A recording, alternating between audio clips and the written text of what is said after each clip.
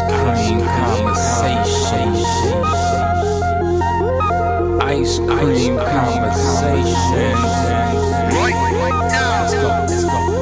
Forever on the grind all day, every day. Ice Cream Convos, always real, they never play. Download the podcast, listen on any day. Why didn't I do this sooner? Only thing you ever say. Xaviera, best host of all time. All of the faithful listeners will say they never lie. Check every story they run, like me with the rhymes. When other shows report anything, it should be a crime. Entertainment news, yeah, I gotta get mine from ICC, and you should be inclined to do the same if you got half a mind. I do co-sign this lady to shine like Frankenstein. Cut it today design. IceCreamConvos.com. Tune in, yeah. This influence by IceCreamConvos.com.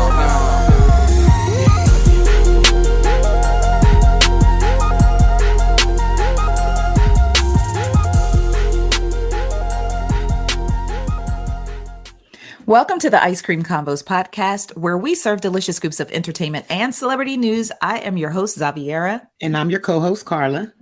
Thank you so much for tuning into today's episode, which is titled, Well, Hello, Fellow Hunker Downers. Yeah, today's episode, which is episode 364, is dedicated to comedian and actor Leslie Jordan, who transitioned to his heavenly home on Monday after he is believed to have suffered some type of medical event, and he crashed his BMW into a building in Hollywood. He was just 67 years old. Really? Yeah. Oh, 67. wow. I don't know why I thought he was a little older, but that's so sad. It is. And it's so funny because Leslie became like, he's had all these years of acting and being a comedian and so on and so forth, but he became a social media darling during the pandemic. And that's when I really learned about him. I wasn't totally ignorant to his existence, but I fell in love with him during the pandemic because he would just, everybody was stuck in the house. This is when the world like literally shut down, not when y'all was like kind of still playing in the street and being super spreaders. Yeah. But this is when everything like really, really super shut down. And he used to just get online and make these videos. And usually he would start the video by saying, well, shit. I love to hear him say that. Like that is like, oh man. That was almost the title of today's episode. I was just gonna write, well, shit. Because that's the way the world feels, right? Yes, absolutely. No, honestly, that is the way the world feels. That would have been a perfect title. Yes. And then, from being a comedian to an actor, and then he became everyone's favorite gunkle, our gay uncle. Our gunkle. And, so well, I have to say it right to pay homage. Well, shit turned into, well, hello, fellow hunker downers. Yeah. So, his light, his energy, his love will be sorely missed. But I definitely want to extend my deepest condolences to all who loved and knew Leslie Jordan. Just so sad.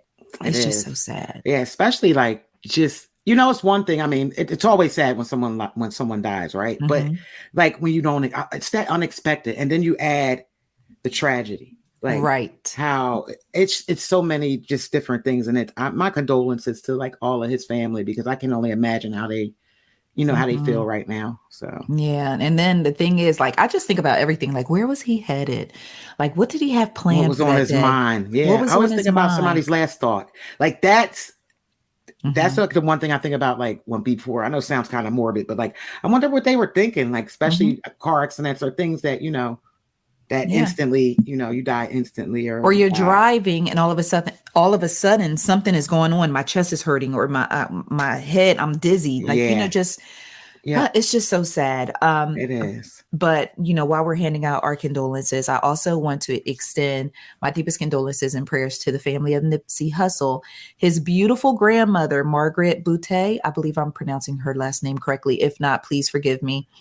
His beautiful grandmother, who was very outspoken during everything and spoke at the service, and she always spoke eloquently and beautifully. Yeah. I see where his mama get it from. Right. But his grandmother passed away, and Lauren London and his sister Sam. they took to social media to just pay tribute to her. So, Aww. with that being said, my sincerest condolences to everyone who may be suffering a loss right now. We're starting out the show kind of sad, but we're going to get them. We're going to get it together. Though. No, you got to pray for people's comfort during these times because it's something that we all got to go through, at one point, at one time or another in life. I feel like it's time for a selection. Child. You got I didn't plan for this selection. What you got? I'm just going to bring the microphone to my face and whatever comes out is just what comes out. All right. You ready? Yes. Would you mind if I touched, if I kissed, if I held you tight in the morning light? Oh, would you mind? Hey, you better get it.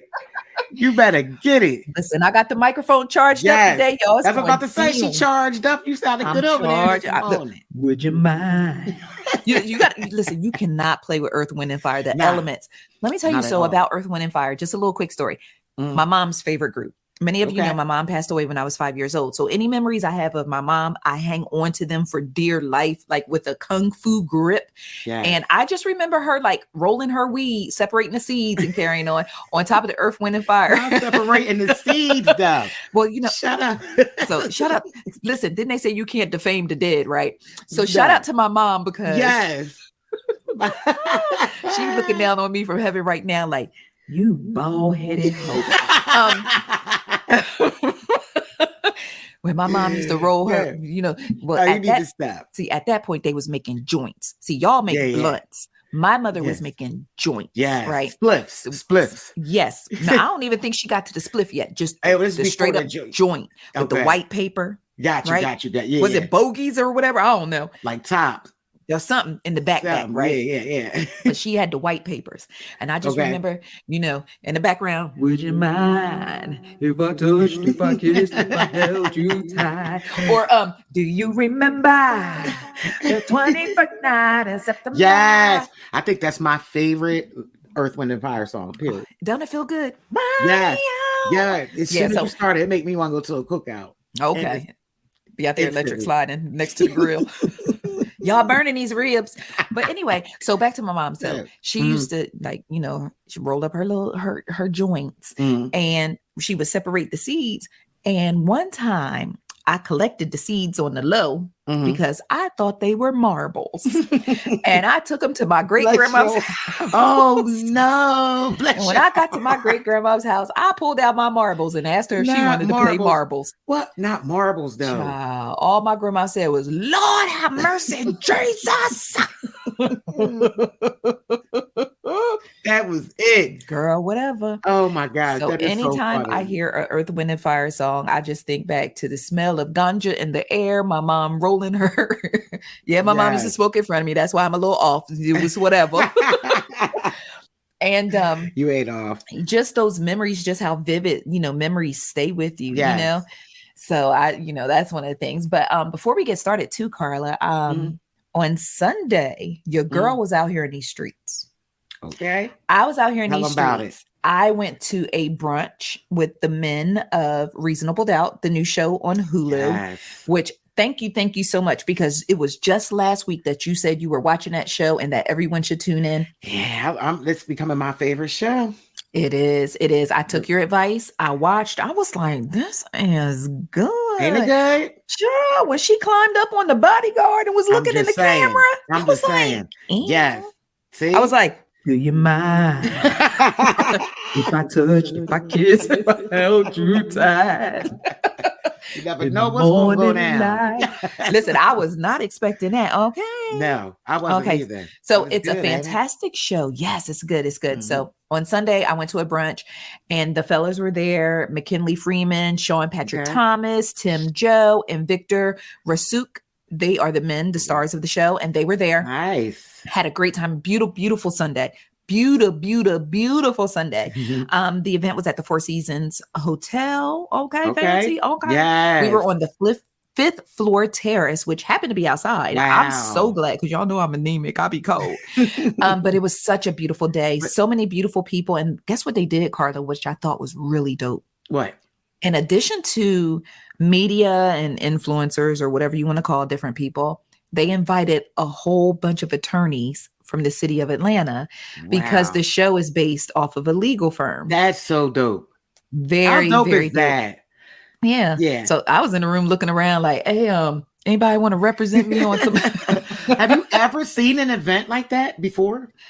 Not to the point where it was so specific and it was just so dope. Okay. And probably like 90% women in the room, which didn't hurt because we had the 4 guys from Reasonable Doubt, so that didn't hurt at all. Everybody kind of fine. Yes, but everybody was so dope. McKinley was dope. I ended up sitting at the table with Logan Browning's mama, and she's so ill with it. She was just like, "Oh yeah, my name is such and such Browning," and I'm like, "Okay, Browning." I was like, "Oh, the only Browning I know is Logan," but anyway, and I kept on going. Come to find out, I said, "Miss Browning, a way to keep it on the low, you Logan's mama." She just smiled. She was beautiful with it. Yeah. Beautiful. I see where Logan gets it from. She get it from her mama, y'all. Beautiful, beautiful queen. So we had a really good time. Took pictures with the fellas and got to meet them and talk with them and chat with them.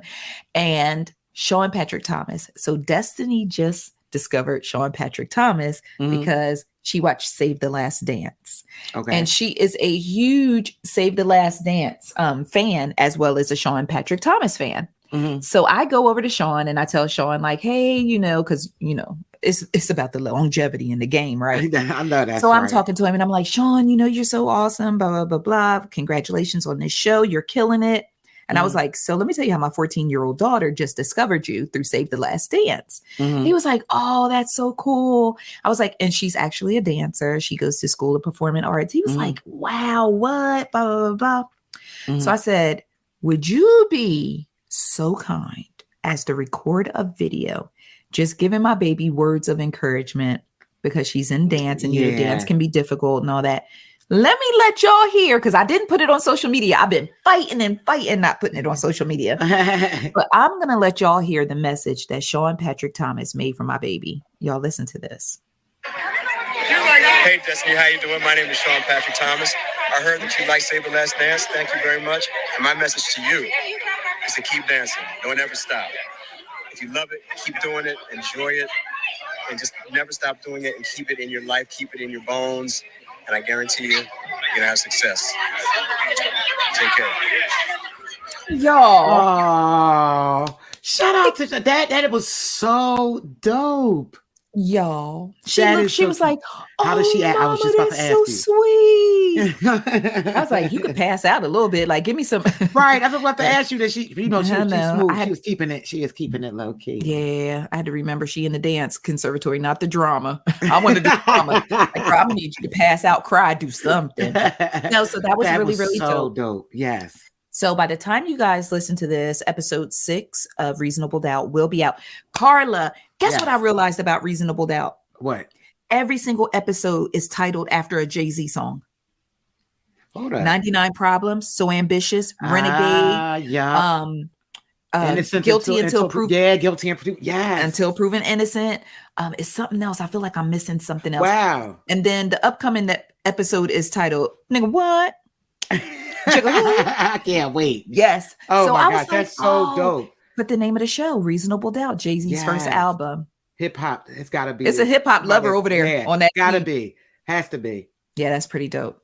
That is so awesome. Tonight, we're recording on Tuesday, and of course, the podcast will come out on Wednesday. But tonight, I'm headed to a special screening with the guys for episode 6. So we'll be live tweeting. So if you're listening to this on Wednesday, you can go back and look at all my tweets and make sure you watch episode 6 of Reasonable Doubt.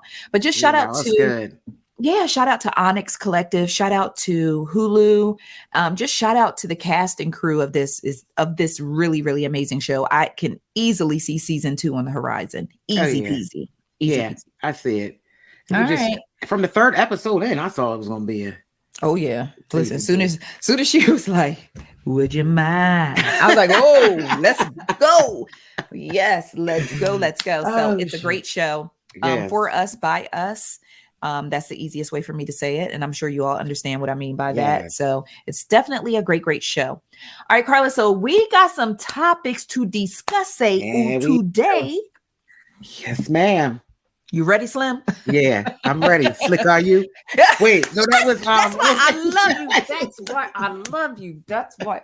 This is why this girl is my ride or die. Listen, you already know. She never slipped.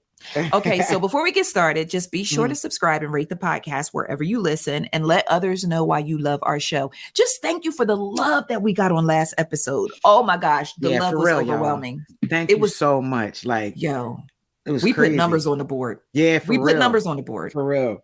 Like, I had people reaching out to us, asking us to come to their platforms. Like, so dope. Listen, first things first, until Spreaker they doing right by me. Until they do wrong by us, then we'll leave. But I had other podcast platforms like, we want you here. They was throwing all kind of stuff at us. I received text messages, voice notes, emails, like DMs. Like the love was pouring in. They got me over here smiling hard. I'm just saying, thank y'all so much. For real. That was really, really dope. Okay, so but like I was saying, tell people why you love us, and I'm gonna be sure to share it. Sure is. Also, we encourage you to be a part of the show by just like letting us know your thoughts and your comments and your feedback. Just drop down in the comments of wherever you listen to the podcast, and just let us know your thoughts. We would definitely love to hear from you.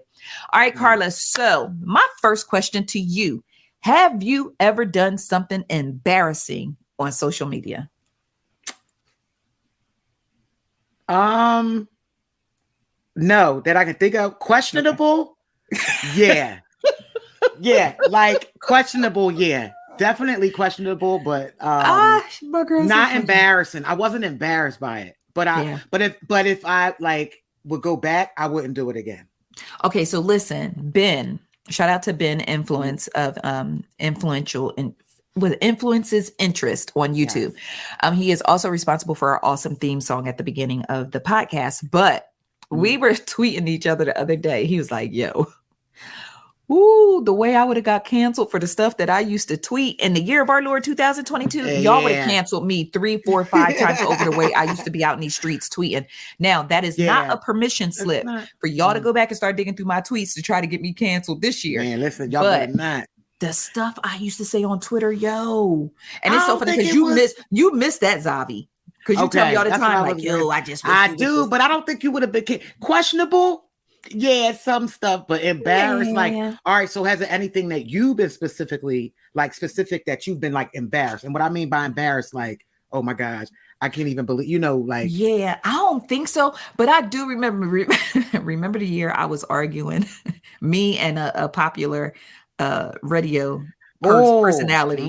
We got into an argument on Twitter years ago, and this is before either one of us became who we are today, and I'm still trying to become, but still we got into this Twitter squabble, and I was so like, you talk about drama, like we started arguing. I came upstairs, put a hoodie on, introduced the world to the gooch, because some of y'all know me as my alter ego, the gooch.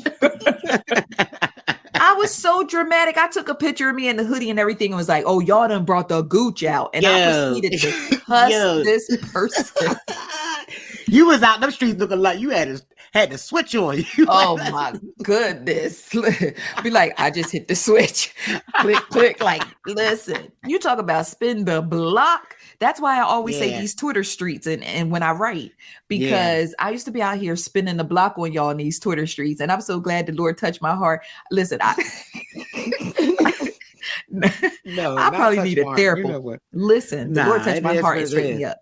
When I got serious about Ice Cream Convos being a business, I knew I had to straighten up. That's the difference. And the thing is, it's not straighten up, right? Because at the end of the day, we're supposed to be able to say what we want to say. It's our page, right? Yeah. But we've gotten into this world of, you already know, they ain't, but the true real, to be real and genuine, like you want to be, like you got to be a special type of person. Yes, Lord. You do.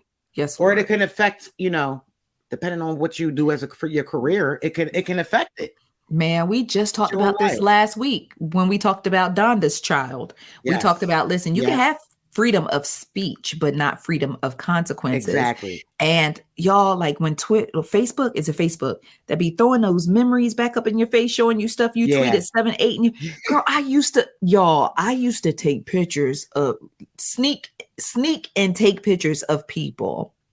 Out and about, pure strangers If they looked a hot mess or they were cutting up, I used to get photos and video of these people and post it on social media with whatever clever caption I could come up with. And I was yeah, you did. Not pure D. I forgot all about that. Yeah, but you know what?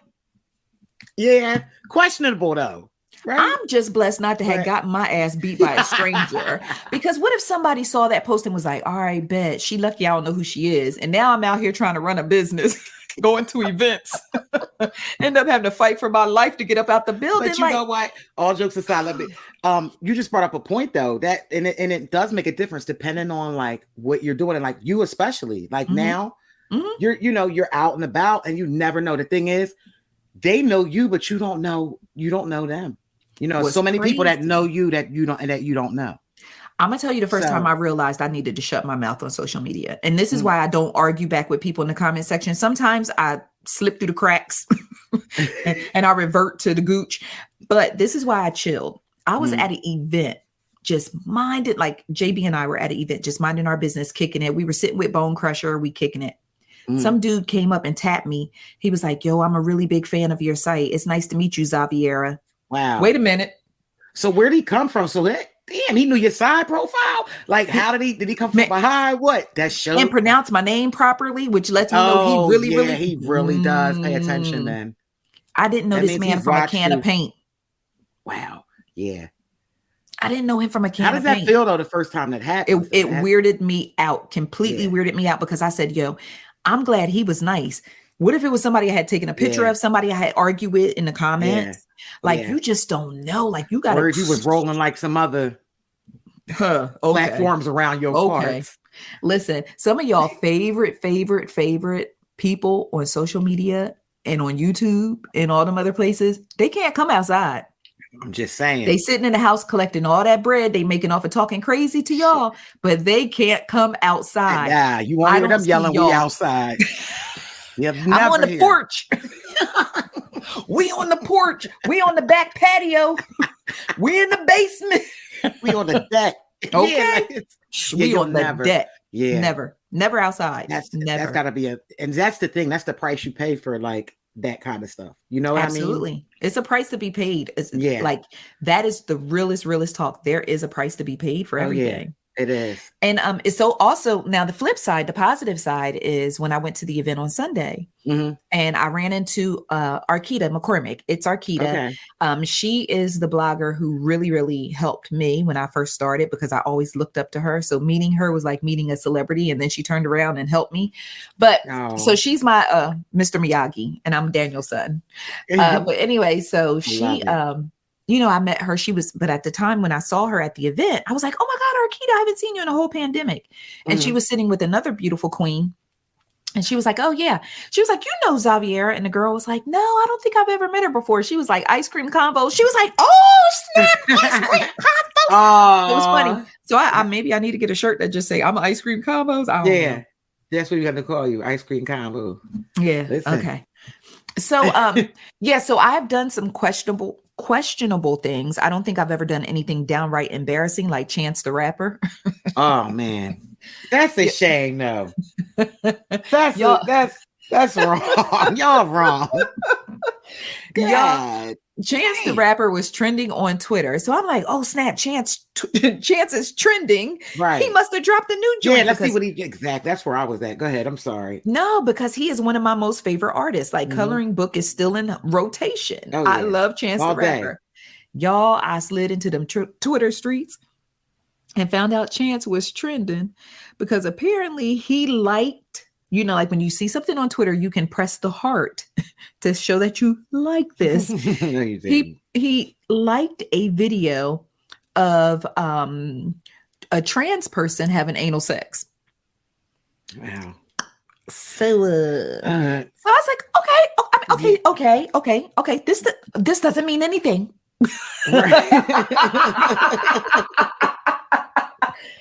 It don't. I mean, damn. You are, yeah. Excuse me, Jesus. Yeah. So I said, this doesn't mean anything. I couldn't even say that with a straight face. No. This doesn't mean anything. Okay. It don't. Okay. So I was like, all right. So I didn't know what to do with it. So I looked at it. It was like, I'm just going to keep on going and mind my Black owned business. I'm not getting involved in this. Right. Nothing. That's that man's, with exactly. So then I thought about it and I'm just like, okay. So I'll go to the tweets. People like, yo, Chance, we can see your likes, bro. Oh my God. So that is... it was like a million tweets of people telling Chance, hey, bro, like, I don't know if you know, but we can see your likes. Oh my God. So by the time I woke up, like it was all over the place. It was spreading like wildfire. Yeah. It was gone. It was gone in 60 seconds. Yeah. And I went to his likes because I'm one of those people like, was this photoshopped? Is this legit? You know, you got the screenshots and everything, but I went to those things. It's real. Right. So by the time I went, he had unliked the post naturally. Right. Yeah. And so another conversation started. Another conversation, you know, mainly it was the LGBTQ community was like, oh snap, we got another ally. Let me find out.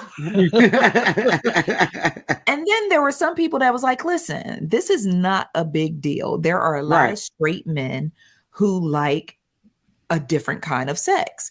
And then I started thinking about myself and I was like, you know, I'm a beautiful Black queen, but when I'm perusing certain areas in the underworld, I peek in. I love that. I like that. The underworld. I really like that. You know, when I'm scrolling through the underworld, I peek into different doors. And that's the part I think that kind of made me mad and why they made such a big deal out of it. Everyone has like I know everyone doesn't watch porn. The people that do watch or indulge in it, people have different preferences. What's the big deal? Everyone's looked at something or they like something that others might not like, that we may be embarrassed to say, but it goes on all the time. Like, I don't understand what the big deal. I just didn't get it, but I just felt bad for him because then it became like almost like a bullying thing. Like, darn, y'all, like, get out of his business. Y'all was straight going through his. That's like you going up at somebody's house back in the day and going through like their VHS tapes and like, damn, Chance, what's this? Yeah. Not even that. I was like, dang. So basically what happened, Chance was walking through he was scrolling through the underworld. He peeked in a door and dropped his ID in there by accident. That's good. I love that's good. That's a dope analogy. I mean, I was just like, yo, like that's people like he married. And then I'm gonna tell you what I didn't like. How you know his wife don't know? But I didn't like the fact that people were like, why are you surprised he like trans porn? Look at his wife, blah, blah, blah. Wow, now you want to attack Kirsten, excuse me. That's horrible. And I was like, that's not cool. That you can have all the jokey jokes for some Chance. Hateful people out here. Y'all need to stop. Not y'all, not I can say that. None of y'all, because we ain't on that. But we ain't on that time. But like some of you really don't care what you say. They don't. And my thing is, how you know his wife don't know? They might watch it together.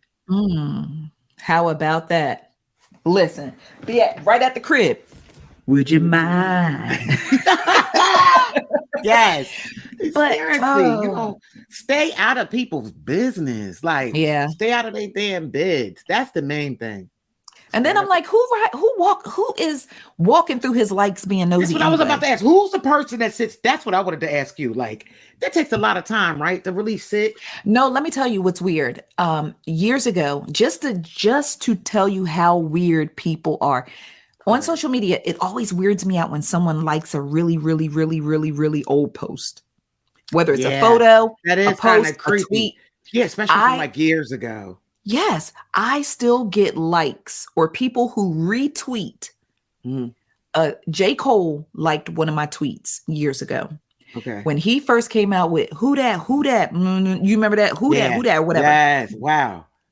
Destiny was little and she used to call J. Cole who that flame. Yeah. Oh, I remember that. Yeah. Remember that? Okay. Destiny was 2 years old. Wow. When she used to call J. Cole who that flame. I still have people who retweet that tweet. No, my baby 14, y'all.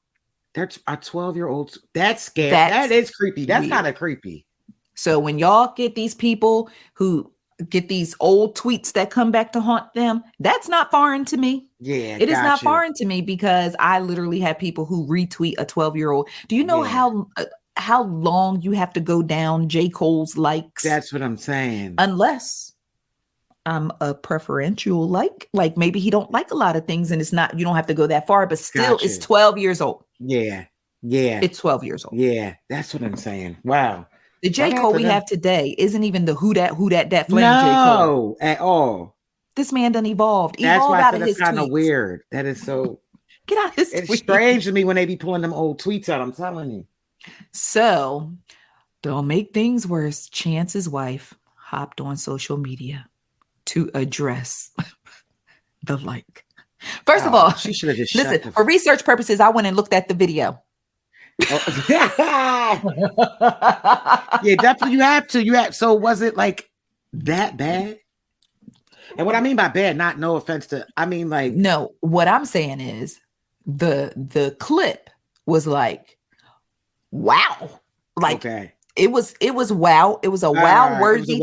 Okay. It was a wow worthy clip that. First of all, it should get a like just off of the strength of the oh wow. Okay. Like just off of the performance quality. Gotcha. Is there a way for me to say that? Yeah, just off of the performance. Got you. Chance gave it a like off of the performance quality. Okay. There it is. Off of the performance quality. Yeah. So I was like, well, I'm not gonna like this because I don't need no problems. But what I'm saying is I went down into the dark side and that was a room I peeked in on Twitter and I said, oh wow. Oh wow. So it was an oh wow one. It deserved a like for the simple fact that I can't do that. Yeah, but his wife's response, like, why did she? So let me let y'all hear what Kirsten had to say about it. Listen, y'all really be reaching, and he's never gonna address this. But all I have to say is we were literally at an event all night last night. Not last night, the night before last, until late. We were celebrating. So sometimes she was on accident.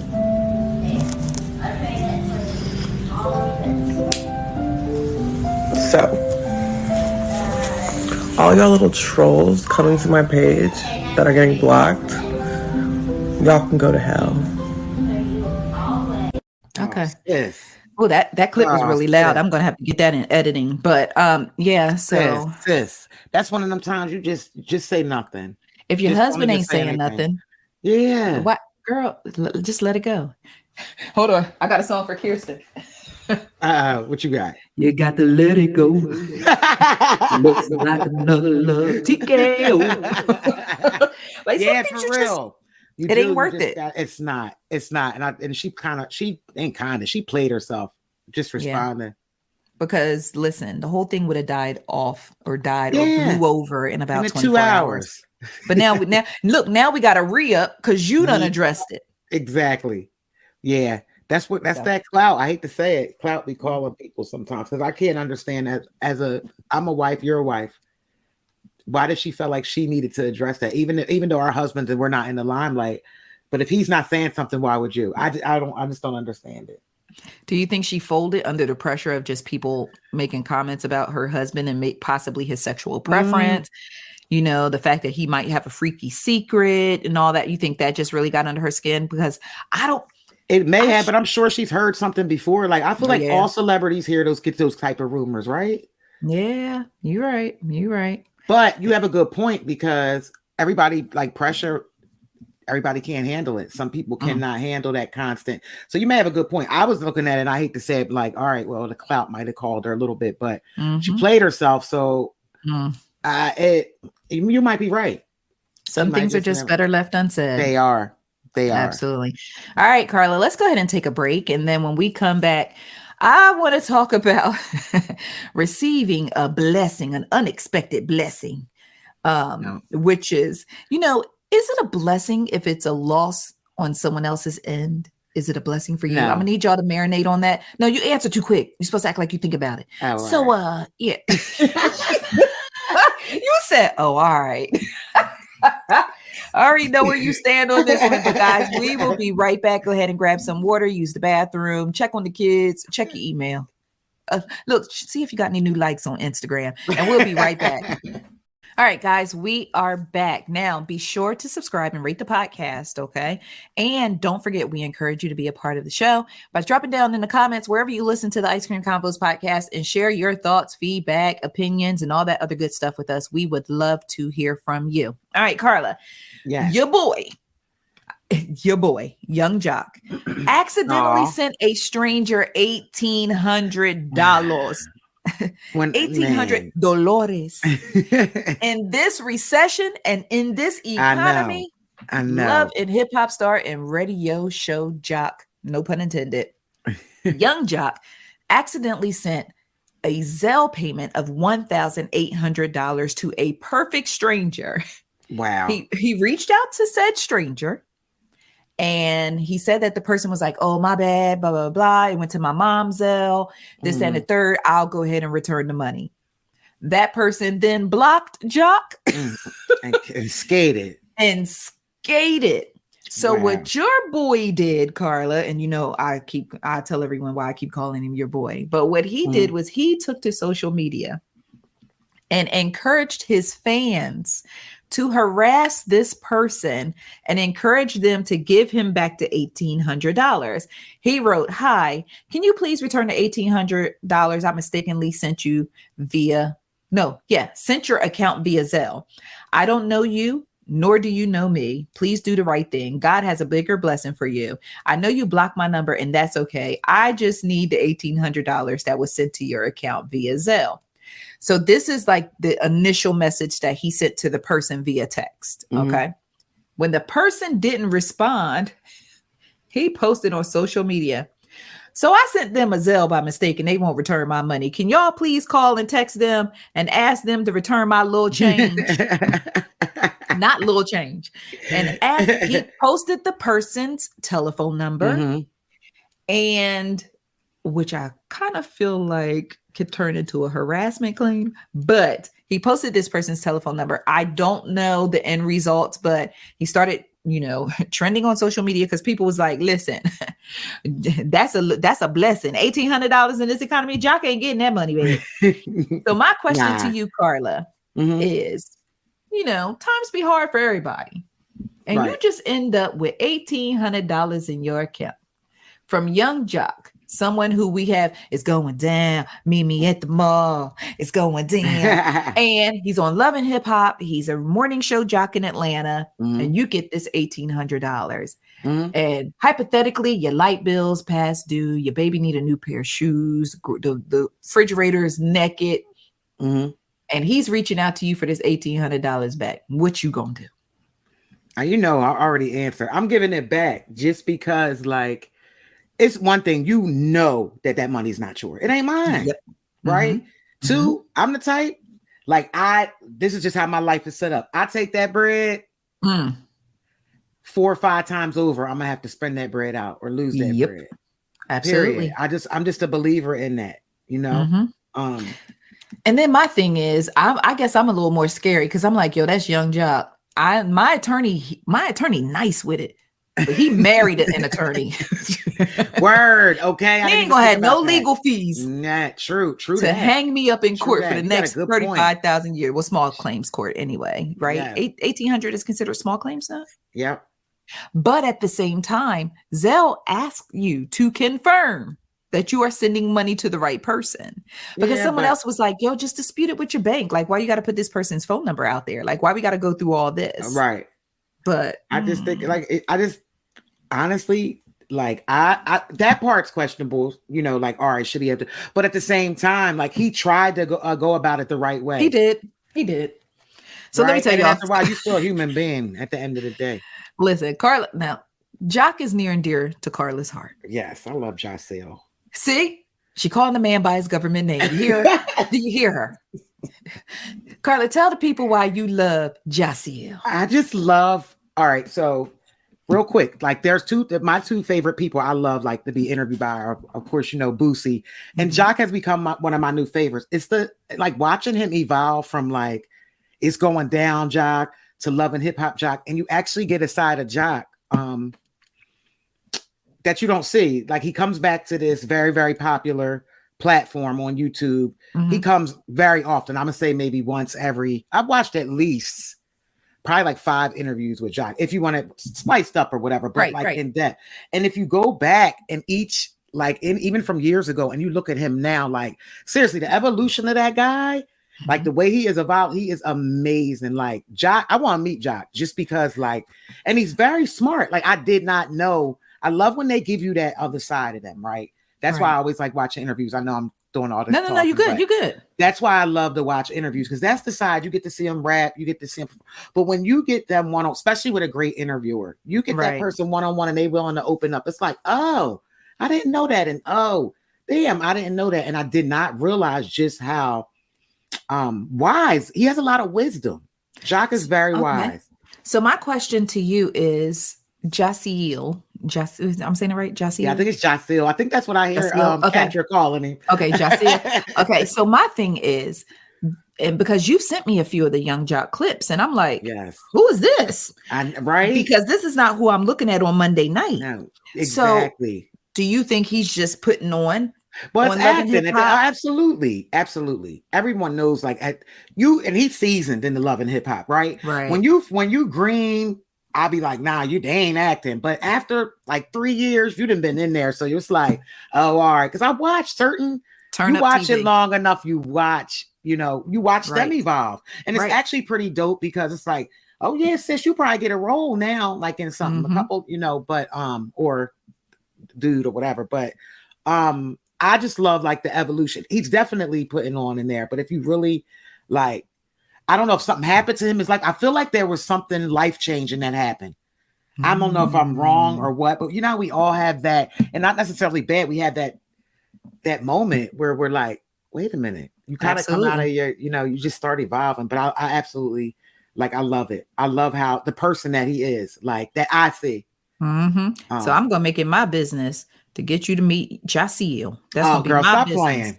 That I'm gonna make it. I got so many questions. Oh, you so dope. Yeah, I'm gonna make it my business. He's an interesting conversation. He really is wise. Y'all gotta check it out if y'all haven't. Check Jock interviews out. Yeah, because I mean, the few that you sent me, I'm like, okay. Right. I just need him to make sure he know where he's sending that bread, and then we can go from there. Yeah, I felt bad, but I said the same thing. Like, oh man. And people so crazy. They was right on social media like, oh, he ain't seeing that money no more. We good.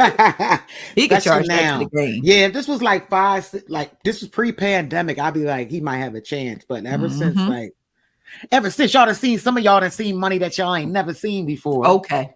All right. So let's talk about Floyd Mayweather for a second. Yes. So you and I probably can't necessarily relate to this because both of us are already in the married bag. But Floyd Mayweather took to social media the other day, and you know how the meme is like, nobody, Floyd Mayweather. And Floyd is like, I ain't getting married, and people want to know why I haven't gotten married and why I'm not getting married. So he decided to tell everybody why he hasn't gotten married and why it doesn't seem like he has any plans of putting a ring on anybody's finger. He wrote, everybody always asks me, when am I getting married? Or why am I not married? I'm not married for the same reason the divorce rate is so high. The only person I will truly trust is myself. Therefore, it eliminates disappointment. Wow. Now, I don't know if I believe that. And the reason why I don't believe that is because Floyd Mayweather is 45 years old. He's a boxing champion. I think the reason why Floyd Mayweather may not be married or may not be interested in the institution of marriage is because he is thoroughly self-absorbed. That too. Like, he has so much money that he can. Well, I mean, he did open a strip club in Las Vegas, so he could buy a girlfriend for the night. Yeah, I know that's right. Exactly. And he could have a different one every night. Yeah, well, whoever he wants, whenever he wants. But I started thinking about it. And you remember Josie Harris, Floyd's former girlfriend. And I feel like she was more than a girlfriend. I mean, they were together, for 15 years they were together. Wow, I know. They have 3 children together. Karan, Zion, and Jaira. And you may recall that Josie was found dead in her car back in March of 2022. Very, very sad. My condolences to them. But they were together for 15 years.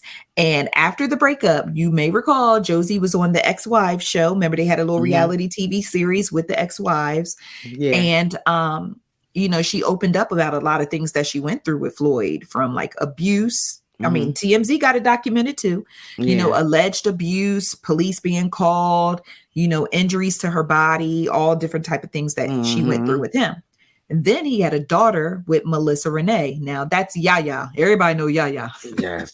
Lord, everybody know Yaya. Yeah, man. Yeah.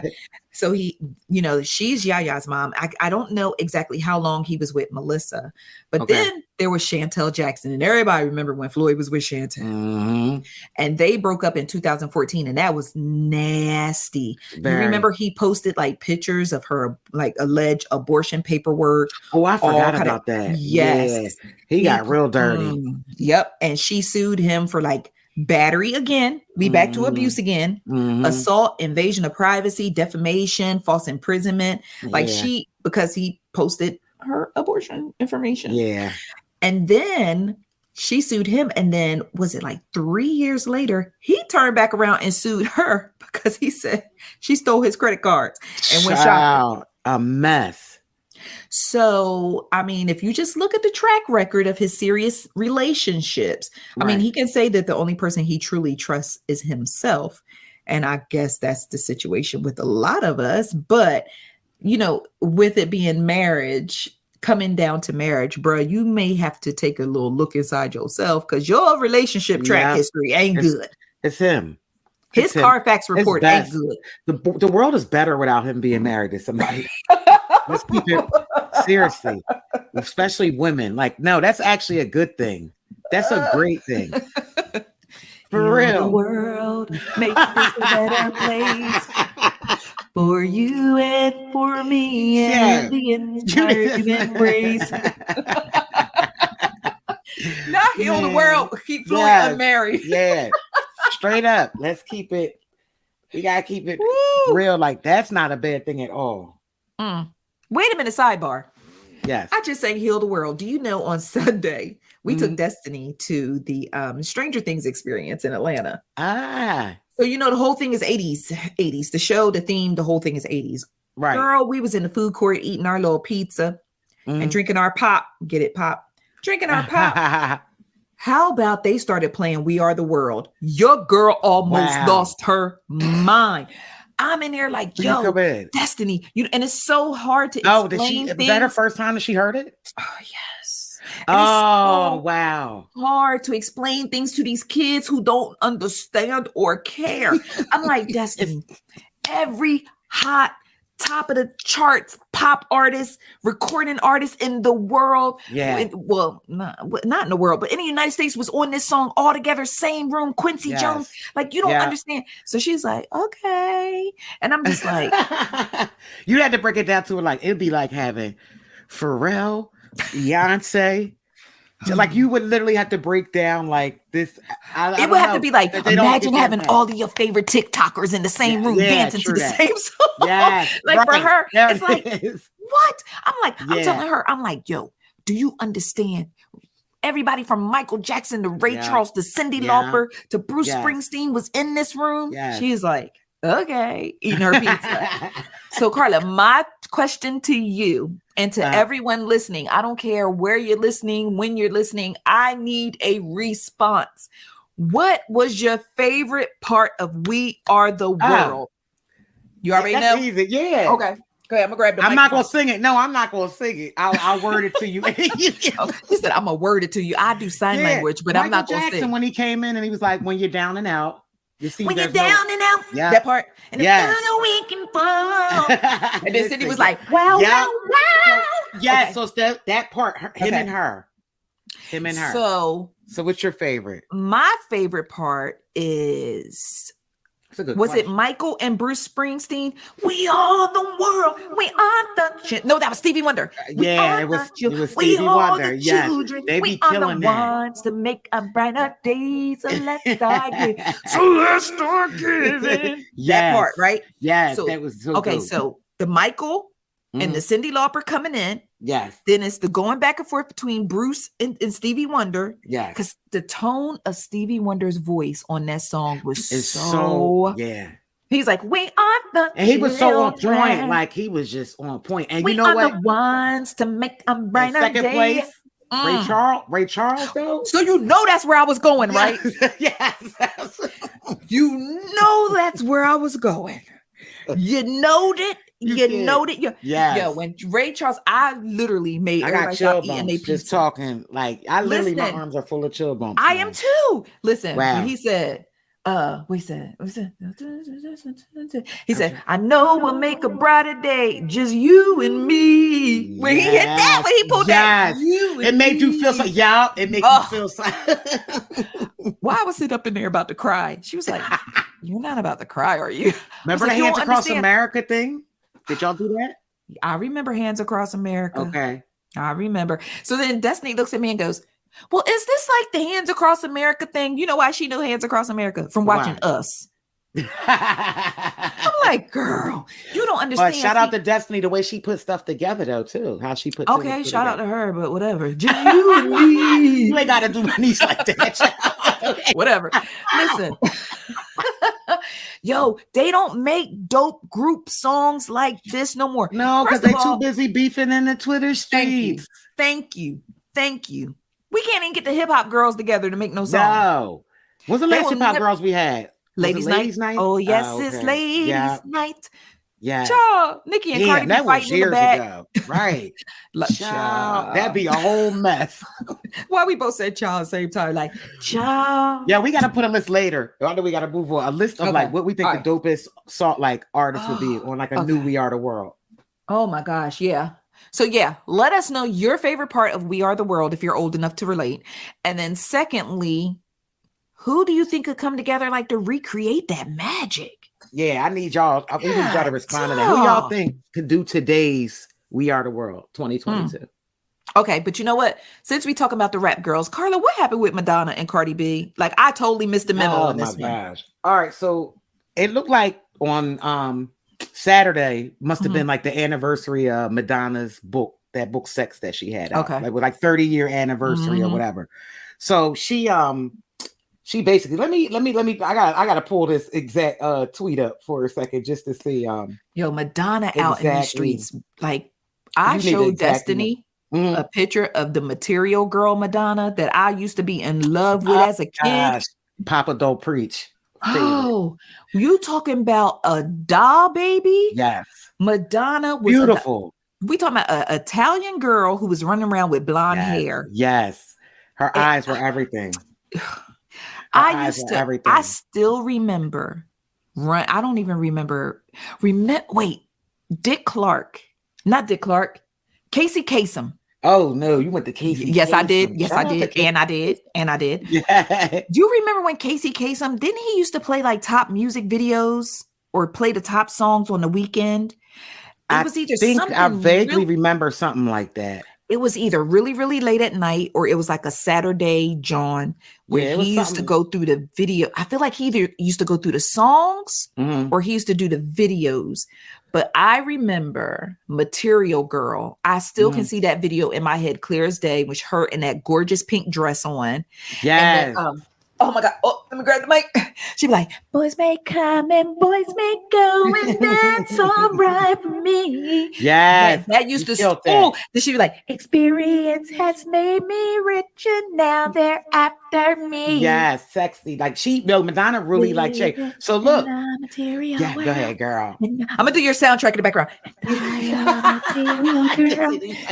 Listen, first of all, real quick. I am completely in my childhood right now, so excuse my immaturity because I'm completely. Girl, I'm loving it. It's nostalgic. Okay, go ahead. It's nostalgic. So, I told you 30-year anniversary book. So, in Madonna's IG stories, she basically, I'm just going to read you kind of what she said. She put, 30 years ago, I published a book called Sex. In addition to photos of naked, photos of a naked me, there were also photos of men, women. Oh yes. Kissing women. Kissing me kissing everyone. I also wrote about my sexual fantasies and shared my point of view about sexuality in an ironic way. I spent the next few years being interviewed by narrow-minded people who tried to shame me for empowering myself and women. I was also called a whore, a witch, a heretic, and the devil. Now Cardi B can sing about her WAP. Kim Kardashian can grace the cover of a magazine with her naked ass, and Miley Cyrus can come in like a wrecking ball. And she ended it with "You're welcome, bitches," clown emoji. A clown emoji. Yeah. Now, was that because that's what she looks like now? Oh, you wrong. Girl, y'all listen, y'all can stop looking at me like that. Don't act like Madonna don't look like something on American Horror Story. I was like, do not. Yeah, I had to do it, and that's my girl. But when I saw her, I'm like, I had to do a double take to make sure, like, yo, did they fuck up? Like no, Madonna is so weird right now, Karla. Like it breaks my heart. Like when I look back, and I was again telling Destiny, I was like, listen, my whole childhood was wrapped around Michael Jackson, Whitney Houston. For me personally, Madonna. Yep. Who else was my childhood wrapped around? Prince and Stevie Wonder. Absolutely. That like my childhood was wrapped around these people. Yeah. So Prince gone, Mike gone, Whitney gone. Stevie Wonder out here trying to shoot his shot at Ari Lennox. I ain't mad, Stevie. You can see what we can see, okay? Yes. Trying to shoot his shot at Ari Lennox. And Madonna is walking around looking like it's Halloween every day. Yeah, it's bad. It's bad. So Cardi took offense, obviously, to, and the reason I'm saying obviously, because Cardi. Yeah, it's Cardi stay in her feelings. I love her, and I get it. We all, like, so some of us wrap stuff up and we're fine and we just brush it off, and other of us got to let you know how we feel. And I ain't mad at her for it, but I just think it was miscommunication. So Cardi responded. I literally paid this woman homage so many times because I grew up listening to her. She can make her point without putting clown emojis and getting slick out the mouth. These icons really become disappointments once you make it in the industry. That's why I keep to myself. Well, she said a mouthful right there. Yeah, and a whole lot of other stuff went back and forth, but they reconciled. Okay. From what I read, she called. Basically, they had a phone call, and I think like Madonna tweeted, like, "I love." Basically, Cardi tweeted, "Everything is all good." Having like that, had to tweet, but then. But okay, so in this particular situation, like you said, Cardi stay in her feelings. I mean, she does. But the thing is, Cardi and Wale need to do group therapy. Man, listen. Me, Cardi, and Wale, because I am willing to admit I stay submerged in my feelings. I take everything personally, but I don't tell the world. I call you. Right. I call you. Exactly. I call Tasha. I call Deirdre. I call Monica. I call Sarah. Yes. Those are the people I call when I get in my feelings, but I take everything personally. But the thing is, imagine being on a grand scale and someone of Madonna's magnitude, because to me, when Cardi, like, it hit my soul when Cardi said, "Look at our icons. They are so disappointing." That hit me in my soul, in my big spot. Yeah. Because you can relate. I'm looking at Madonna run around and act like a creature of the night. And I'm like, girl, do you realize where she went wrong? And this is basically what we talked about last week when we discussed Nicki Minaj and Lotto. Where you went wrong is you can make a point without hollering out someone else's name. Right. Why is it that we always have to? But listen, Madonna came in with the wrong energy anyway, right? Yeah. And Madonna came in with the wrong energy for the same reason why Cardi B got the wrong energy, for the same reason why Wale has the wrong energy, and for the same reason why I carry the wrong energy a lot of times. Right. Because it's a buildup. It's a buildup, a festering, a festering, a buildup, a buildup. So I remember when Madonna went through all that stuff. I remember when they called her like the Antichrist. And remember they shut. Like a prayer, just like a prayer. That was like a prayer. Really big, like I remember that child. Black people was getting ready to be done with Leon. What? And be like, oh, so you just gonna let this white girl put you on a cross? You playing with Jesus like that? That's blasphemy. That now, in hindsight, being the God-loving, God-fearing woman that I am, that video was wildly blasphemous. I'm scared to watch it now. Yeah, I am too, though. Now that you just said that. So right. Black people was about to be done with Leon. He had to go join the 5 Heartbeats to get back in that place.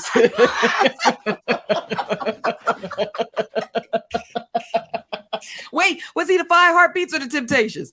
or both of them. Listen, me, I had to go join the singing group to get back in our good. Because you know, the way the Black people heart is singing and dancing. Yes, which one I was like, I had to think. Ain't nobody come to see you, Otis. It was the Temptations. Yeah, no, that is so funny. Though. He had to get for us to take him back. We had to get in a singing group. Listen, one of our. It was the 3rd of September.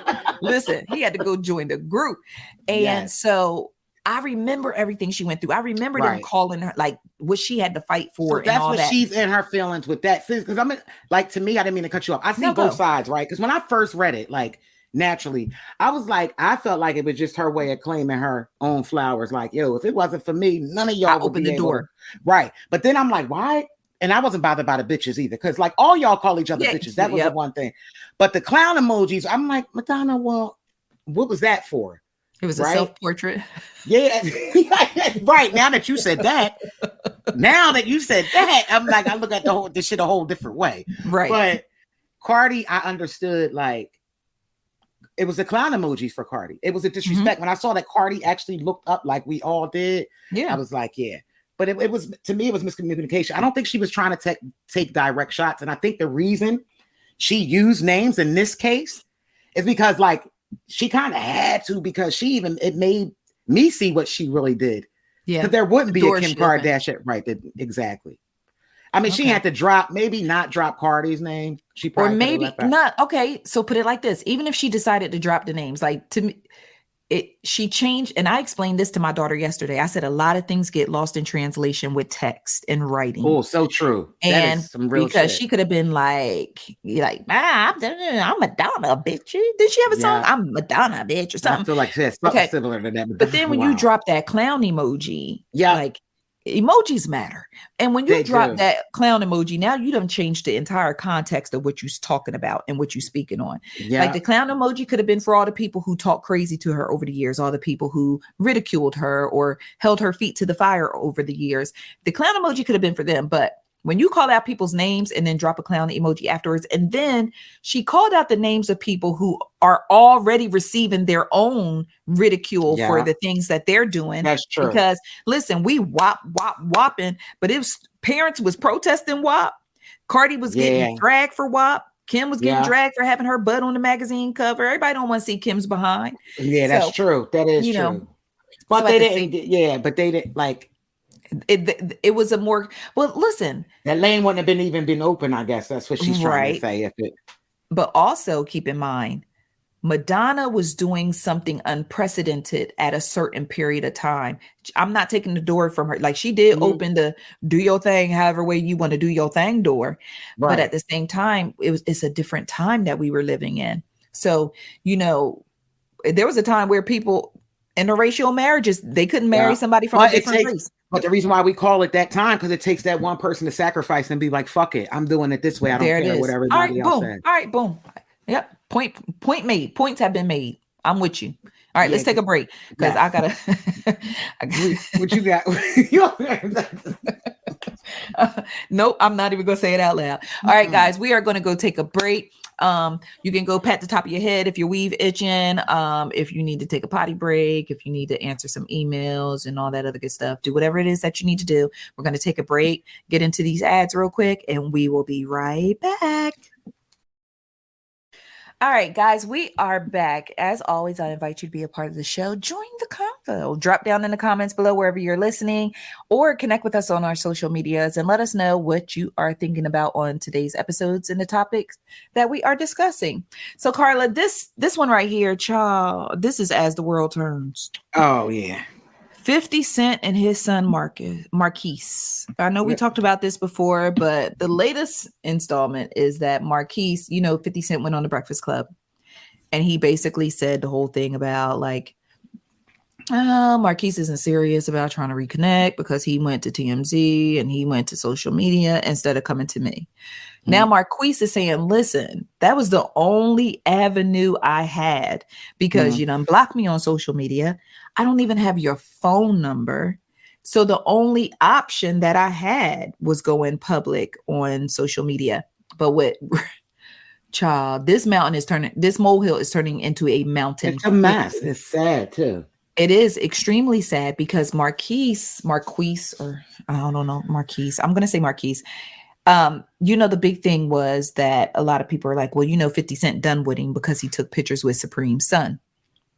So Marquise tried to explain that, look, when I took a picture with Supreme's son, I didn't know who he was and he didn't know who I was. Right. There was somebody playing middleman in that and was like, yo, y'all should take a picture together. And then that knew, right? Because they knew it was going to be a moment. They knew it was going to be a wild look, right? So that both of them fell victim to whoever this third party was. They took the picture together. And then the next thing you know, the picture goes wildfire because even Supreme's son was like, I didn't even know who he was when I took a picture of him. So he posts that video of Supreme's son in an interview saying, I didn't even know who he was. Then he also posts text message or DM exchange between the two of them. But however way, while Marquise was trying to post his receipts to prove to people that he didn't purposefully try to spite his dad by connecting with the arch nemesis son, he posted Supreme Jr.'s phone number by accident. I feel like it was unintentional. Yeah. I'm going to say, I feel like it was unintentional. Me too.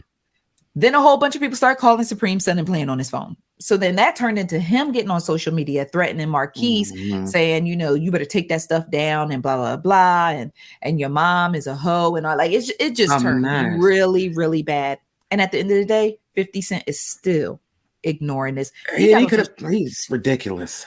It is. And, my fear is that it just feels like we're watching Marquise have an origin story, like his villain origin story at this time, because you're reaching out to your dad. Your dad is publicly denying you, publicly turning his back on you. And has been doing it for years. Yeah, and that's the thing. He's been doing it. Right.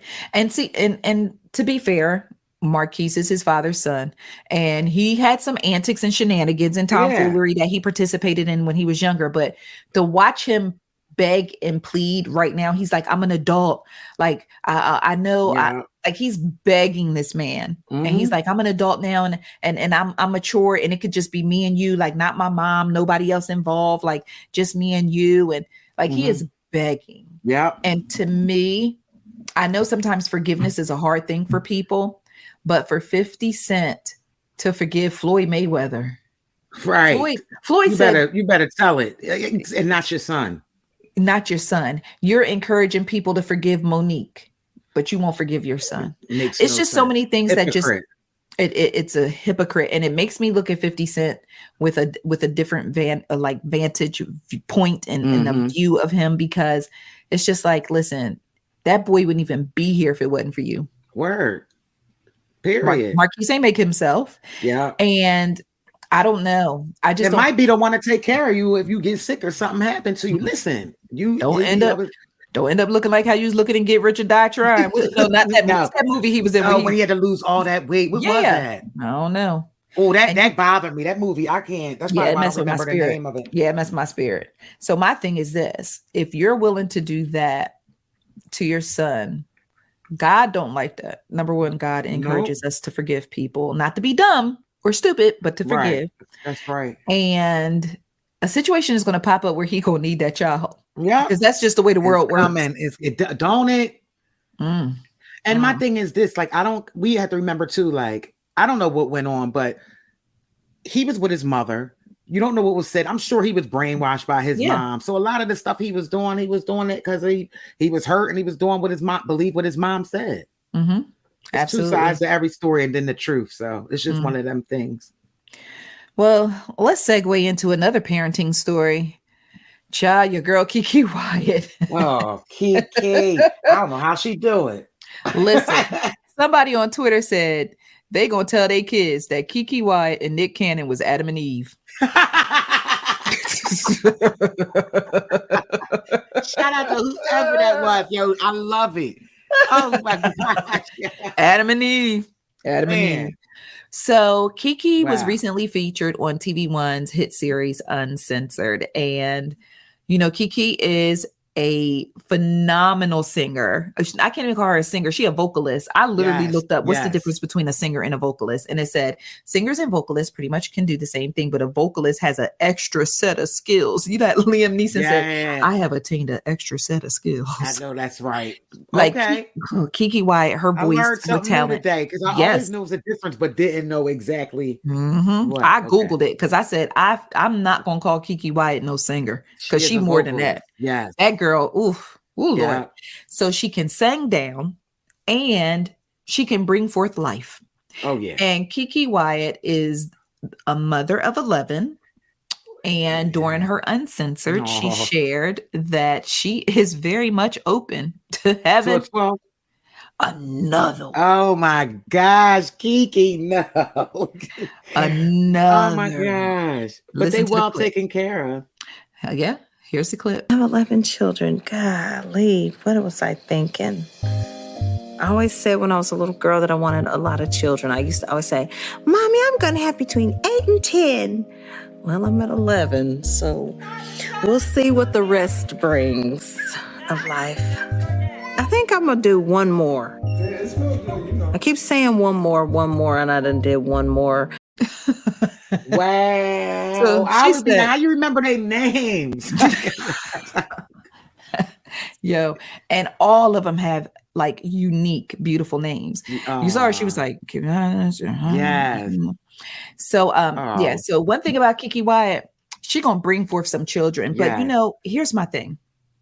And we are entering into a non-judgment zone. I am just going to have a real conversation as a mom to another mom, to some other mothers in the audience, or some soon-to-be mamas.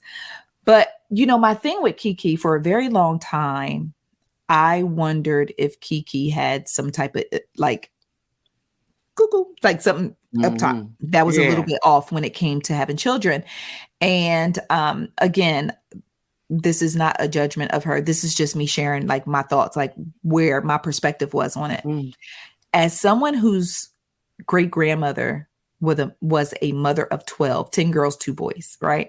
So I wouldn't be here if it wasn't for my grandmother deciding that she was going to have a big family. But again, we go back to talking about a different time, a different, you know, a different space in life, a different time. Right. But here we are in 2022, and Kiki is talking about having her 12th child. The reason why I don't be like, yes, girl, have all the babies you can afford, is for the same bag that I fall in with Nick Cannon. Really? I went through Kiki's Instagram yesterday. Girl, I be home more than Kiki. And I got one 14-year-old in the house. I see what you're saying. I see what you're saying. At the same time, someone may argue, well, she got to get out there and sing to take care of 11 kids. Right. You know, she got to get out there and do her thing. To me, it just feels like, and I could be severely and completely and utterly disgustingly wrong, but to me, it feels like Kiki popped these youngins out and she hit the road and somebody else take care of them. Yeah. And, you know, again, her career is singing. Of course, she has to take care of her kids. Right. She may tailor her schedule to still have time to be at home, but just from the outside looking in, it looks like she is gone a lot of the time. Okay. But again, like most moms, we got to go to work. We have to provide for these kids. Yeah. So it's like, I don't know her personal situation, but just for me, I'm just like, I have 3 children. I only have 1 in the house, and Destiny run me raggedy and just her by herself. Just one child. I totally agree with that, with the one child thing. I was always one of those people like, how do you find the equal amount of time to invest in each child? Yeah, that too. And you're a nurturer as a mom. It's a little different with dads because like, even though you need both parents, moms are nurturers. So I'm like, all right, well, how do you equally? That would be my only question. Yeah, I think my thing is the distribution of time and support and energy and love. Of not even love. The love is that's a natural thing. You know, the love is going to be there, but just the nurturing, the time, the support, the attention. Yeah, you know, between the kids. I know her mother is very, very helpful. I don't know who else is in her dream team to help out, but for me, it's not mama. Mama's just mama. Grandma.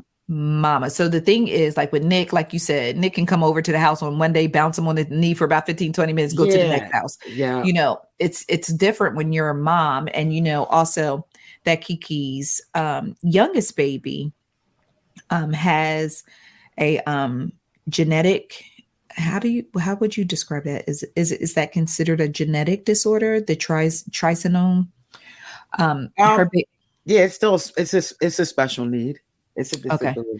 Yeah. Yes. So it's the baby's name is Keziah. He was born May 27th, and thanks for using. It's okay. Bye-bye. It's trisomy 13, also called Patel syndrome. It's a genetic disorder in which a person has 3 copies of genetic material from chromosome 13 instead of the usual 2 copies.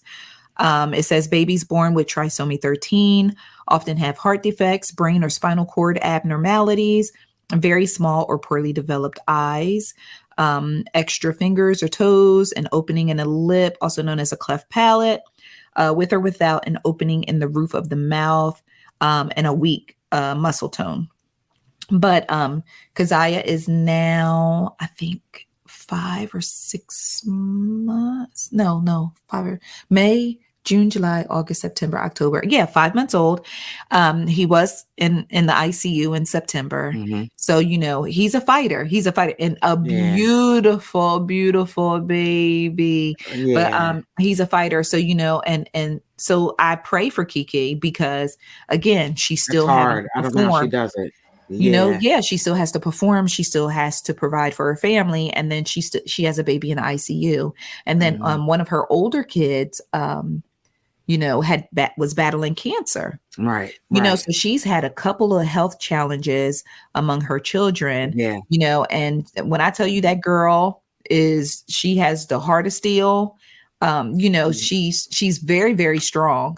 You know, just to endure everything that she's endured during her pregnancy. Her grandmother passed away. So Kiki has definitely indeed been through a lot. But I remember back on R&B Divas, there was a clip of her and Michael Jamar. Remember when she was married to Michael Jamar? Yes. And they were in Walmart, and someone else may remember this clip as well. But she was just like, I'm just addicted to babies. I never forgot that. Okay. She said, I'm just addicted to babies. I love the way they smell, because at that time she was trying to convince him to have another child. And he was like, we got enough. And she was like, I just love the way they smell. She was like, I'm just addicted to the baby process. So to me, that also planted the seed. Like, now she just addicted to, you know, that new baby. Yeah. time. I've heard women say that. She's not the first woman I heard say that though before. Really? Like, I've heard that they had their other kids because they loved the baby stage. Oh, not me. But not me either, because I'm like, they don't stay that way. Man, listen. When they grow up and be like, I learned it from watching you, Mom. Like, oh my gosh, yo, what have I created? My grandbaby is in the Shiggy. I don't like that. That's man. I don't like that. Shiggy, I don't like that. That's what the phase my grandbaby is in right now. She's 2. So nah. It'd be real cute when they all like just, you know, that new baby smell and all that. But that's when they not get your ass in public. When you out in public somewhere, they low key check your ass. You be ready to fire them up. That part right there. But you know, so I guess we'll just wait to see if we're going to be reporting baby number 2. I know, my gosh. All right, Karla, hold on. I gotta get my microphone. Hold on. What you got for us? It's about the time. All right. Down in the valley where the girls get naked. 1, 2, check that. 3, 4, check the D. Grind hard, but the grind harder. Yes, P Valley, y'all. We've been waiting a million moons. Thank you, Lord. Have mercy, stars. Jesus.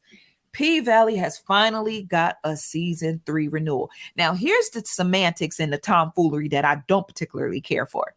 P Valley is the top rated, top watched show on Stars. Why did it take almost 2 to 3 months to get a renewal?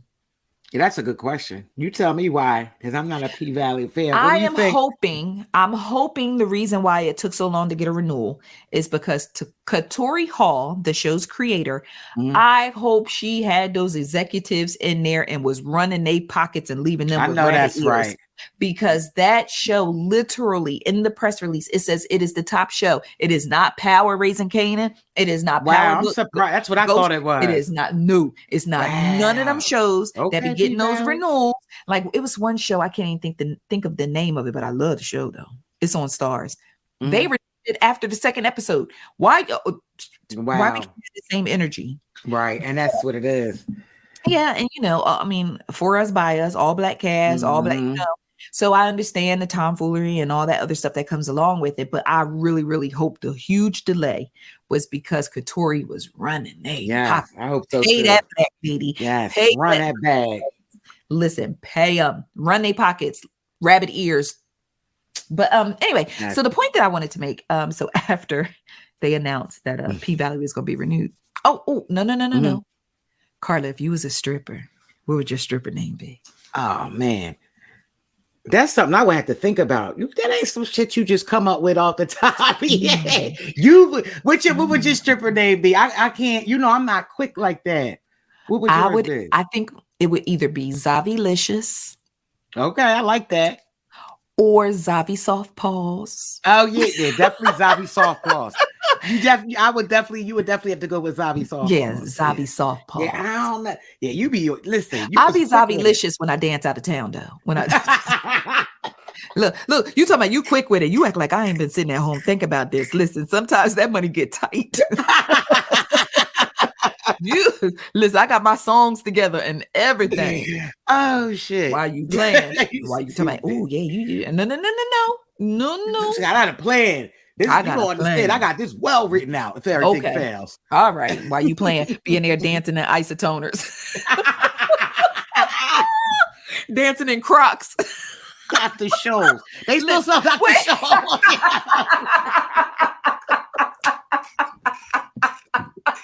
Yeah.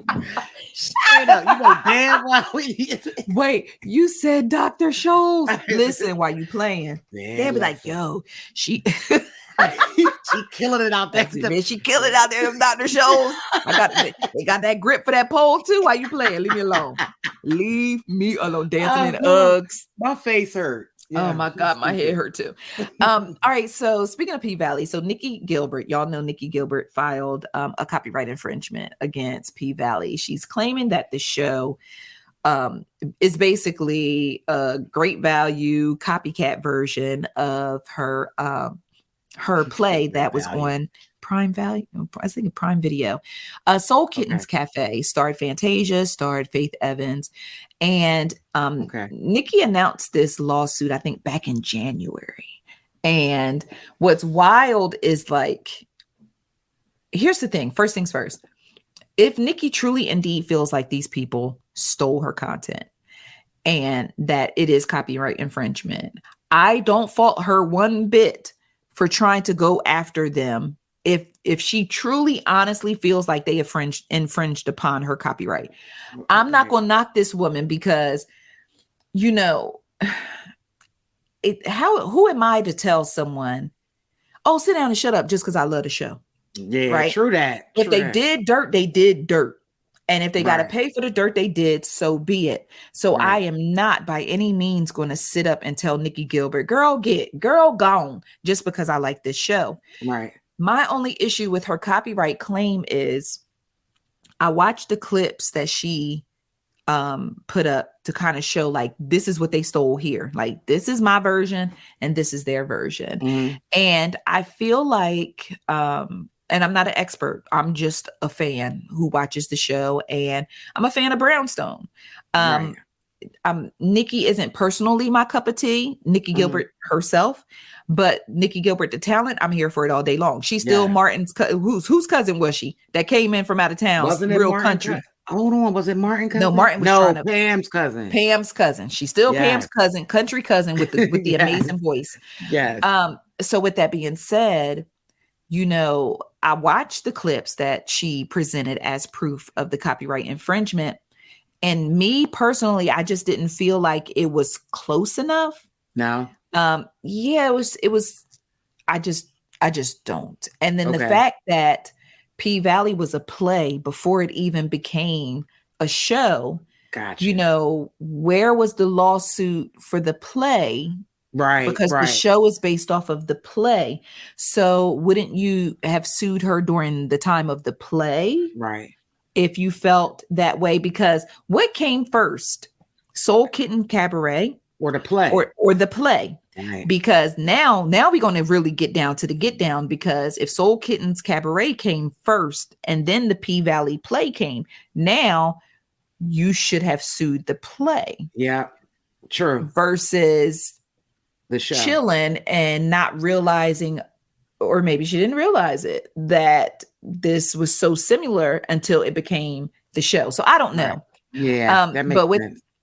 Yeah, so with that being said, not realize, yeah. So go to icecreamconvos.com, put in Nikki Gilbert and P-Valley, and you can definitely see, you know, the receipts that she presented, and let me know if you feel like she really has a case. But she said, you know, it's funny because like she speaks out like after episodes, or she spoke out after the season renewal and said it feels like she's constantly being punched in the face. Here's what's crazy. She showed that she has a knot that is growing on the side of her head. She said that the stress is manifesting physically. There is a knot, like where your glasses are, like where the arm of the glasses, the knot is right there above where the arm of your glasses would be on the side. Like, ma'am, I'm like, ma'am, please, can you please get off social media and go to the doctors? It is a knot. It is a knot. And I'm like, that was concerning for me. I'm like, Nikki, ma'am, you need to go see a doctor. And whatever's causing you need to get out of the valley down where the girls get naked and go to the doctors and find out what's going on. For real. So at the end of the day, I just want everyone to get what they're supposed to get. I want justice to be given to whomever they should have it. Mm-hmm. And I'm looking forward to season 3 of P-Valley. I know that's right. Yeah. So Katori said that the new season is going to be a Mississippi Minute. Okay. And I feel like that the reason that they felt like the reason that it's going to be a Mississippi Minute is because I feel like in my spirit, they did not expect to get a 3rd season. Because Alfonso J. Nicholson, who plays Lil Murda, recently got married. He did an interview and they asked him about P-Valley season 3. He was like, man, I don't know. So everybody, once the show was over, everybody just moved forward as if there wasn't going to be a season 3. Okay. Autumn Night quit the show. Period. Okay. She gone. And so I really believe that they weren't sure that there would be a season 3. So now that the season 3 has been given, now they're literally starting from scratch and writing. Because if I know I have a hit show, I'm going to automatically in my head start writing season 3. Yeah. Yeah. True. That's true. You know, because I'm like, if I know the show is ill, I know we have a fan base. Even if we don't get renewed, I'll go somewhere else. Mm-hmm. I'll take this to it's always Netflix. Netflix is Captain Save-A-Ho, ain't they? Yes, listen, Netflix and Hulu, Captain Save-A-Ho. So, you know, I would be fully prepared to take it somewhere else, but I guess that's just not the case. All right. So, so shout out to the cast and crew. Congratulations to the cast and crew of P-Valley season 3.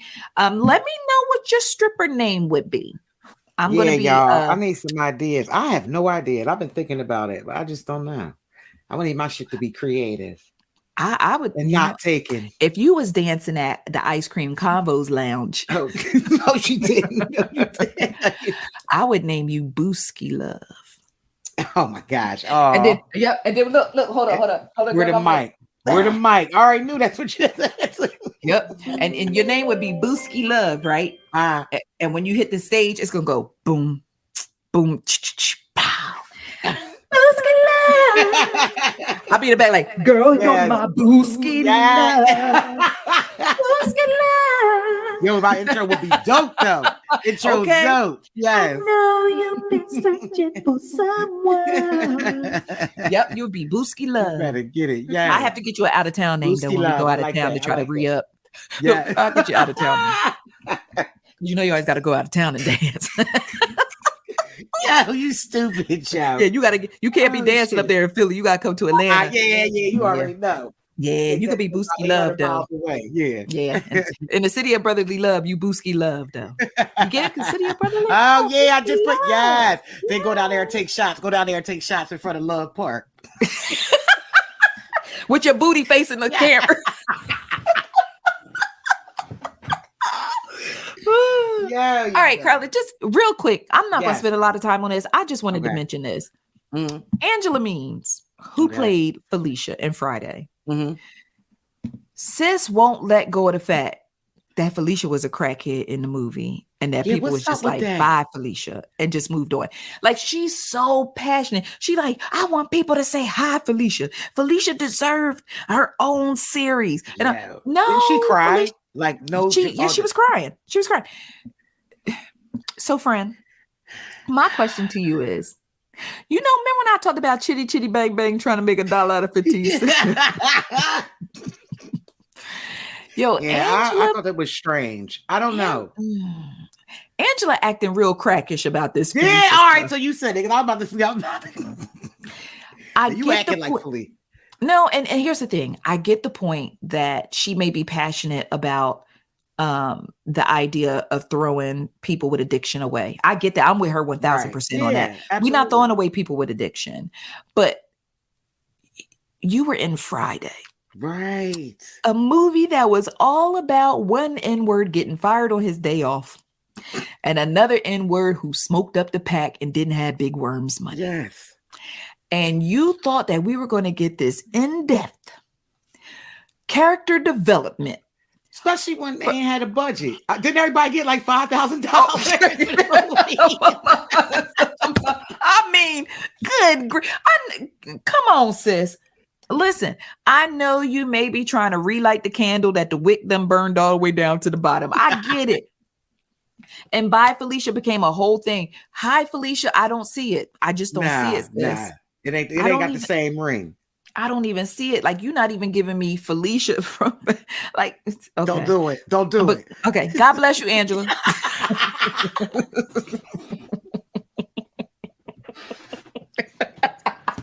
God bless you, Angela. Yeah. That's how I'm gonna leave it. Thank you, Karla, for pulling me in. Gosh. Yeah. I did not want to get canceled today. I did not. Oh, girl. Man, God bless you, Felicia. All right. So Marlon Wayans said that he stepped away from comedy for 20 years because Chris Rock heckled him one time when he was doing stand-up comedy. Wow. So JB wrote this story, 20 years. JB wrote this story and people immediately, oh, that's why his ass got smacked. That's what he got smacked. I don't feel bad for him getting smacked. He been a mean person. How they take that piece from all the way. I wonder how you come on, man. So my question to you, because listen, if you've ever seen Marlon Wayans stand-up comedy, I'm mad at Chris that he didn't heckle a little harder. He saved us for 20 years. Chris Rock, thank you for saving me for 20 years. That's right. Marlon Wayans is funny. Marlon is a great guy when he's not being messy about my content. But outside of that, I can't take away the fact that I haven't loved Marlon for years. Yeah. And that I did consider him a friend before he did me dirty, but that's a story for another day. But stand-up comedy is not his thing. And there's nothing wrong with that. It's not his ministry. You gotta know your strengths. You do. And stand-up comedy. And I guess Chris Rock was letting him know back then. Yeah. He saved us for 20 years. But if you feel like I'm dead wrong for saying that Marlon Wayans comedy is not his ministry, I want you to watch the one that he did. The last one he did when he was talking about his daughter and the things that he said about his daughter. And if you can come back to me and tell me that was good, then you and I need to sit down and have a bigger discussion about bigger issues. We really, really do. At the time, Marlon was my boy. And after I watched it, I was like, oh, I saw it. Yeah. All right. Congratulations for getting the special. Like, I had to leave it at that. Okay. So, Karla, my question to you is, has anyone ever said or done something to you that literally killed a dream or caused you to deter it for a long period of time? Oh yeah, like sideline it, period. I think the one that comes to my mind is like, just real fast, I remember like in high school thinking about what I'm going to do college wise, it's that. And I at the time I wanted to do like sports medicine. My dream was like being a first, I don't know if it was first or just being a female in the NBA locker room. Yeah. So kind of like Queen Latifah and what was it, Just Right or whatever. Yeah. So shout out to Common. I go, and this came from for real. I go to one of my teachers. I think I went to one of my coaches too. But the teacher said to me, I'm all excited and everything. You know, the teacher said to me, "Oh, I don't know. That's a very, very competitive field." Just like that. And that might not sound like now that if I hear that, it wouldn't bother me. But then I felt like And I literally never thought about sports medicine again after that. Wow. Because I had like that fear of like, okay, well, if it's that competitive, then I'm not, I probably have other issues going on myself too. But but still. It really did deter me though. That's the one thing I can remember. Have you ever had anyone? Hold on. Yeah. Oh no. How many ways I love you? Let me count the ways. Lord Jesus. Yeah, I had several. Yo, I got so many. I got to shake up a bag and pull one out. I was going to say, which one was the worst? Which one actually deterred you? Were you like literally the one that sat with you the most? That might even sit with you still to this day? No, I'm gonna tell you the one, because I had a lot of them that deterred me. Like I had the whole singing thing, that deterred me, but then I at least tried. I tried to do the singing thing. Yeah. The one that got me was, as many of you know, or if you don't know, I was a teen mom. And I got pregnant with my son when I was 15, gave birth to him when I was 16. And it caused a big commotion in my family, as one can imagine.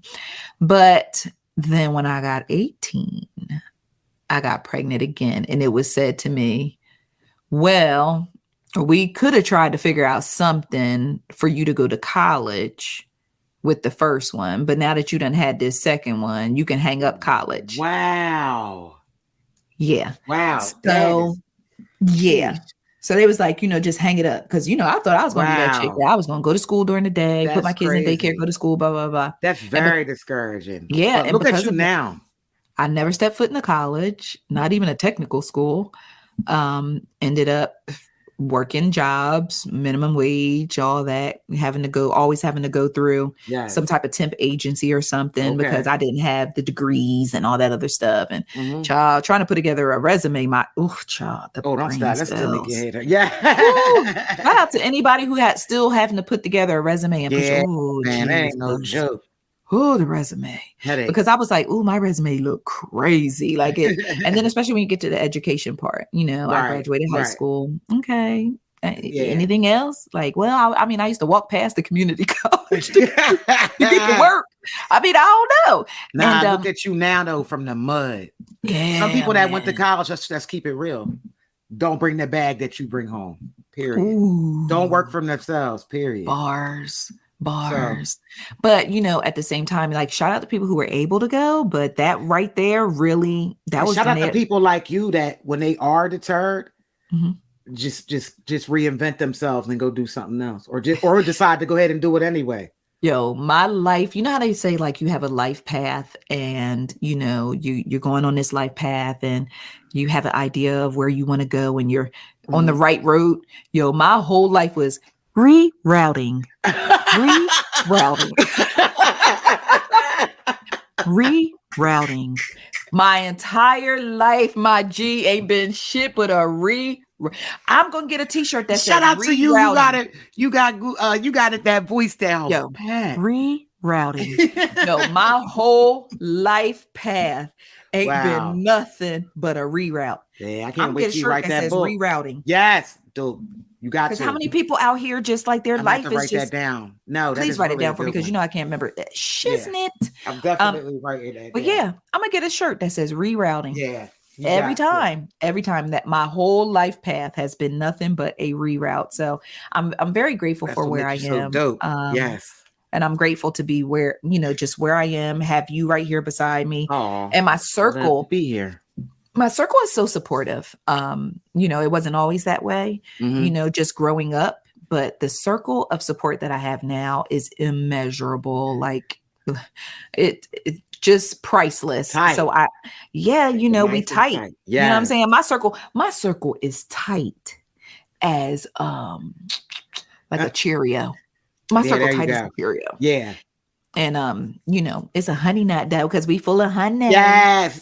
But just with that being said, I'm extremely grateful, just extremely grateful, because I wouldn't be where I am now if it wasn't for, just God's plan, rerouting, and just the people who supported me along anything I tried to do, whether it was music and now we're podcasting, and I have my own media outlet. So it's really, really dope. And I appreciate you're so all of awesome. you. Yeah. You're awesome. I love you.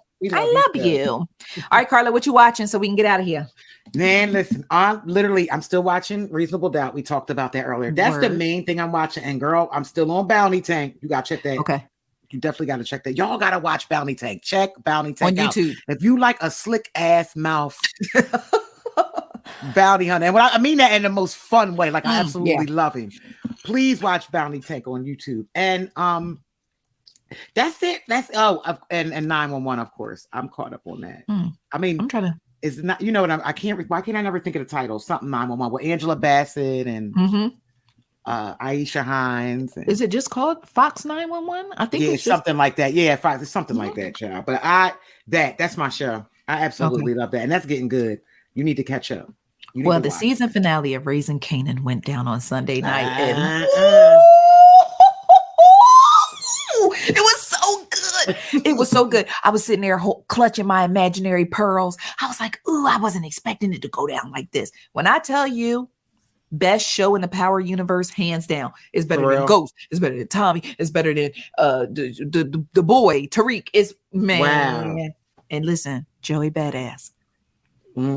Hey, how you doing? Now I know I'm old enough to be your mama, and I'm not trying to cross any lines.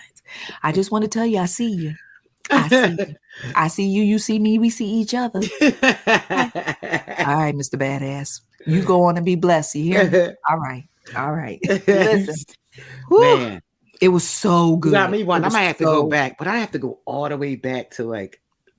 Just go back to season 1 of Raising Kanan and just leave the other ones alone. Just season. Oh, I can leave the other ones alone. All right. Oh yeah. That's one reason why I haven't tapped in. No, because they're not connected to each other. So just go to Raising Kanan. And the thing is about Raising Kanan, and I am totally convinced, because Raising Kanan is the story of 50 Cent's character. He put the most sauce on it. He put the Laurie's. He put the onion powder, the paprika. He put the garlic salt. He put the Laurie's. He put all of it into this particular show. And Patina Miller, exquisite as Raquel Thomas. This woman is, when you see her outside of this role, you like how, and it shows you how much of an amazing actress she is. She is nothing. When you ask people, how much of you is in this role? She night and day. Day. When she tap in the rock, I'll be like, so it's so good. Okay. Yes. So good. All right. I guess that's it for episode 364, which is titled, Well, Hello, Fellow Hunker Downers. So, yeah. You're going to be missed, man. I know.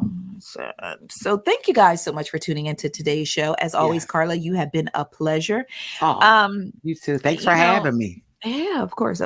But be sure to like and subscribe to the podcast wherever you listen, and join the convo. Let me know your thoughts. Like, give me some feedback. Let me know if you enjoy this episode and stuff. And Karla and I are constantly working and rerouting to make this podcast an enjoyable experience for all of us. So thank you so much for giving us your time and tuning in. And let's keep the numbers going up. Oh, yeah. Let's have them out here begging us. Hey, on a Tuesday. No. The podcast comes out on Wednesday. Hit it, Karla. Do it again. Going up on a Wednesday. Okay, we in here. Yep. So anytime I say going up, y'all better be ready. All right. Yes. So Karla, your final closing remarks. What you got for us, baby? Self-care, right? And this is for myself. Like, everybody just take an hour. Okay. Just take 1 hour today and just do something for yourself, something that you love. And that's just for all of us. Because I think sometimes we get caught up, especially as women, as moms and stuff. And like, we do our regular self-care stuff, but I mean, like, just something that we truly love that brings us true happiness. Absolutely. I love that. Thank you, Karla. I'm going to do some self-care. Speaking of self-care, this morning, when I took a shower, I put one of these little, it's called Body Restore. It's the little shower. See it? I'm showing it to you. Okay. This little, the shower disc. And you put it in the shower and it's like aromatherapy. Girl, I was in there. I had rose. I was in rose heaven. It smells so good. And I was just releasing some thoughts and just letting go of all the negative energy and telling myself, it's gonna be a good day. Yes. So, I claim my good day. You want to ship them my way. Okay, I got you. I got you. So you guys have a great, great day. Have a blessed week. And until we meet again, ICC. We got. Peace. Love y'all. Bye. Ice Cream Conversation. Ice Cream Conversation.